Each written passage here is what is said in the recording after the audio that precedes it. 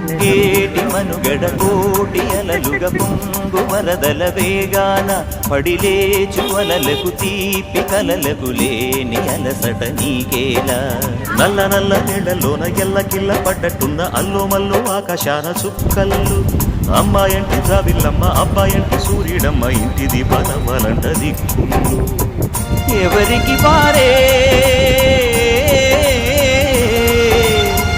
యమునకు నీరే రేవు నీరు నావదంట నావతోడు రేవుదంట పంచుకుంటే గోరువంక వాలగానే గోపురానికి స్వరాల గణగణ గంటలే మోగలేనా గోపబాలుడొచ్చినాక గోకులానికి పెదాల కిలకిల పువ్వులే పుట్టలేదా